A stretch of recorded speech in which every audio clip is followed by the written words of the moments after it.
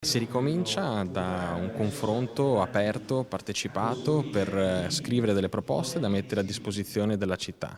Per noi la politica è un luogo dove si mette a disposizione della comunità pensieri, proposte, anche quando si è all'opposizione. In questo modo vogliamo non solo criticare l'amministrazione Bitonci, ma costruire anche un'alternativa. Le proposte partono dal basso, dall'ascolto dei cittadini. Il Partito Democratico Padovano riparte dalle assemblee nei quartieri per programmare il futuro della città, un percorso necessario dopo la sconfitta alle amministrative contro Bitonci nel 2014. Padova Domani, questo è il nome dell'iniziativa, è partita dalla Guizza con 4 gruppi di lavoro dedicati alla sicurezza, all'ambiente, alla riqualificazione e alla mobilità. Il primo tema su cui i cittadini di Padova sono stati ingannati evidentemente è quello della sicurezza.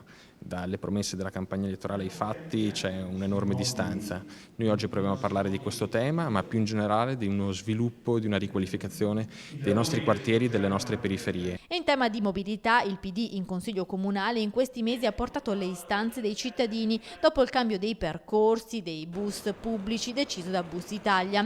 E poi anche la voce dei quartieri, in particolare quello di Zona Cave, con la situazione di Via Pelosa chiusa al traffico per realizzare la tanto attesa pista ciclabile, ma poi riaperta dall'amministrazione a senso unico. Ora invece, dopo le proteste dei residenti, è stato ripristinato il doppio senso di marcia. Ho avuto anche delle conferme dall'amministrazione che si sta valutando effettivamente la riapertura del doppio senso di Via Pelosa, che era una richiesta che i comitati locali, in particolar modo il comitato Via Pelosa doppio senso, ha portato all'attenzione dell'amministrazione, e ritengo che sia una scelta saggia.